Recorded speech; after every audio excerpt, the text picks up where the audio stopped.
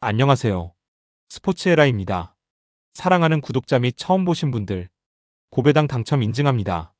실력으로 보여드렸고 어디 누구보다 정확한 정보와 조합으로 매일 무료로 공유해드렸습니다. 스포츠는 매일 있습니다. 비록 매일 맞춘다고 말씀은 못 드리지만 결국 이번처럼 또 한 번 당첨 나옵니다. 조합은 매일 무료로 공유해드리니 함께 당첨되어 우리은행 같이 갑시다. 첫 번째 경기 서울 SK 대 KT 손익분 분석 시작해보겠습니다. SK는 디비전 패배로 3연승 흐름이 끊기며 상승세가 주춤했고 원희의 폭발적인 활약도 팀 패배 앞에서는 힘을 잃었다.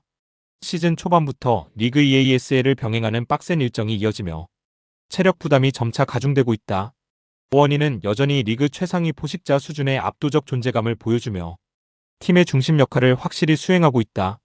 톨렌티노, 안영준, 김낙현, 오세근 등 로스터 구성은 경쟁력이 충분하지만 전체 리듬은 들쑥날쑥한 편이다. 특히 오재현의 부상 이탈은 양쪽 코트 밸런스에 뚜렷한 타격을 주며 전방 압박 효율도 떨어졌다. 홈 경기에서는 전반적으로 수비 에너지가 한 단계 올라가지만 체력 부담이 누적되면 후반 집중력이 흔들린다. 그럼에도 원희의 페인트존 압도력과 클러치 해결력은 SK가 경기 후반까지 버틸 수 있는 가장 확실한 무기다. 결국 SK는 홈에서 나오는 에너지 레벨을 기반으로 흐름을 주도하려 할 것이다. KT는 최근 5경기에서 4패를 기록하며 시즌 초반의 활기와 달리 확실한 하락세를 보이고 있다. 힉스와 윌리엄스가 꾸준히 득점을 더하고 있지만 팀 전체적인 파괴력과 임팩트는 기대치에 미치지 못한다. 외인 3인방 모두 기량은 충분하나 특정 구간에서 시너지와 스페이싱이 맞지 않아 효율이 낮아지는 흐름이 이어진다. 하윤기, 문정현, 문성곤, 한희원 등 국내 뎁스는 리그 최상위 수준이지만 경기 운영에서 완성도는 떨어진다. 특히 최근 경기에서는 3쿼터 이후 경기 흐름을 잡지 못하고 매번 추격 상황에 몰리며 리듬이 무너지는 모습이다. 김선영의 이탈 역시 백코트 전환 속도와 세트 플레이 선택에 영향을 주고 있다. 원정 경기에서는 초반 수비 집중력이 흔들리는 경우가 잦아 상대에게 쉽게 주도권을 내주는 패턴도 있다. 수비 강도가 일정하게 유지되지 않으면 공격 루트도 단조로워지며 후반 승부에서 밀릴 가능성이 크다. 두 팀 모두 부상 이슈와 최근 부진이라는 공통된 고민을 안고 있어 초반부터 팽팽한 흐름이 예상된다. SK는 체력 부담이 있지만 원이라는 확실한 클러치 옵션을 가지고 있고 홈에서 에너지 레벨이 한 단계 올라간다. KT는 뎁스는 풍부하지만 최근 시너지가 떨어지며 흐름을 가져오는데 시간이 오래 걸린다. 결국 후반 클러치 국면에서 해결사 차이가 승부의 방향을 결정할 가능성이 크다. 경기 내용은 접전이지만 결정력은 SK 쪽에 조금 더 우세하게 기울 것이다. 두 번째 경기 하나은행 대 우리은행 분석 시작해보겠습니다. 하나은행은 오프시즌 동안 가장 큰 체질 개선을 시도하며 팀 색깔을 완전히 바꾸는 데 집중했다. 이상범 감독을 신임 사령탑으로 선임해 전술 완성도를 높였고 팀 운영 방식부터 새롭게 재정비했다. 아시아 쿼터 1순위 이이지마 사키는 BNK 우승의 주역답게 즉시 전력감으로 높은 기대를 받고 있다. 김정은과 정예림을 모두 잔류시키며 내부 단속에도 성공해 팀의 중심축은 이미 구축된 상태다. 사키양인 영진 안정예림 등 코어 그룹이 공격 수비 양면에서 다양한 패턴을 만들어낼 수 있다.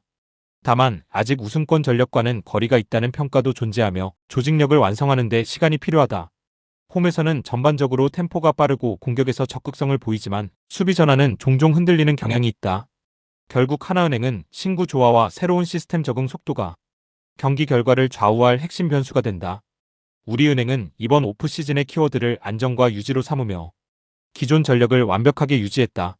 대형 FA 영입 없이도 전력을 그대로 유지한 것은 이미 완성된 시스템에 대한 강한 자신감을 반영한다. 김단비라는 리그 최고 공격 옵션이 건재하고 이명관 김단비 조합은 리그 최강 수준의 원투펀치다.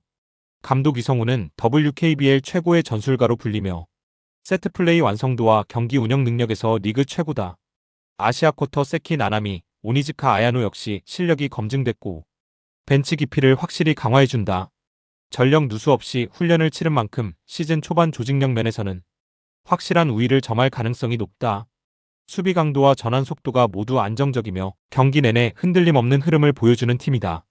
결국 우승권 전력으로 평가받는 만큼 개막전부터 압박감을 견디는 능력도 뛰어나다.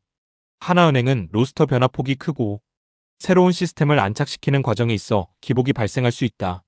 반면 우리은행은 확립된 시스템과 김단비 중심의 안정적인 밸런스를 바탕으로 경기 흐름을 끌고 갈 가능성이 높다. 초반에는 하나은행이 홈에너지로 적극적인 모습을 보이겠지만 조직력 차이가 서서히 드러날 것이다. 경기 후반으로 갈수록 수비 반응 속도와 스페이싱 완성도에서 우리은행이 더 안정적으로 흐름을 가져갈 전망이다. 거친 접전이 예상되지만 결정력과 팀 완성도 면에서 우위는 결국 우리은행 쪽이다.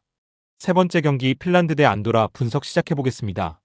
핀란드는 최근 월드컵 예선 탈락으로 팀 분위기가 다운됐고 최근 5경기에서 4패를 기록하며 흐름이 좋지 않다.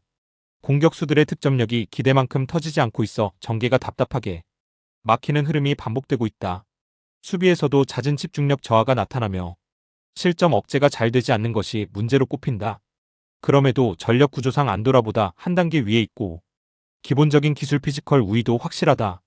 예선 탈락으로 팀 사기가 떨어져 있지만 홈에서 분위기 반전을 위해 반드시 승리를 노릴 것이다. 핀란드는 볼 점유를 바탕으로 상대 박스 근처에서 꾸준히 찬스를 만들어낼 패턴을 구축하고 있다. 약체 상대로는 전방 압박이 더욱 강해지고 중거리 측면 전개 모두 공격적 성향이 짙게 나타난다. 결국 홈 경기라는 점이 심리적 전술적 우위로 작용하며 주도권 싸움에서 우위를 확보할 것이다. 안도라는 유럽 최약체 중 하나로 평가받으며 월드컵 예선에서도 1무 7패라는 초라한 성적을 남겼다. 실질적으로 공격 전술이 거의 존재하지 않고 11명이 모두 박스 근처에 내려앉는 극단적 템백 형태가 반복된다. 수비 숫자는 많지만 조직력은 완성도가 떨어져 강팀을 상대로는 대부분 전반 초반부터 주도권을 내준다. 세르비아, 알바니아 등 강팀들과의 경기에서도 쉽게 실점을 허용하며 체급 차이를 그대로 드러냈다. 공격 전환은 롱볼 한 번 외에는 사실상 전술적 대안이 없고 전진 속도도 매우 느리다. 원정에서는 더욱 소극적인 플레이가 많아지며 빌드업이 이루어지지 않고 실질적 점유 시간도 매우 짧다. 약체팀 특성상 실점 후 추격 능력이 거의 없어 경기 흐름을 뒤집을 동력도 부족하다. 이번 경기 역시 수비 라인을 낮출 것이며 오히려 점유를 빼앗기며 수비에 온전히 몰릴 가능성이 높다. 핀란드는 최근의 부진에도 불구하고 안도라 상대로는 기술 체력 전술 모든 방면에서 확실한 우위를 가진다. 안도라는 극단적인 수비 전술로 버티겠지만 빌드업이 사실상 불가능해 반격의 그림을 만들기가 어렵다. 핀란드가 전후반 내내 주도권을 잡고 찬스를 꾸준히 생산해 경기 흐름을 지배할 가능성이 높다. 안도라의 공격력은 지나치게 약해 한방 역습조차 기대하기 어렵고 무득점에 그칠 가능성이 크다. 결국 경기는 핀란드가 주도하고 안도라는 수비에 몰리며 전체 흐름이 일방적으로 전개될 것이다.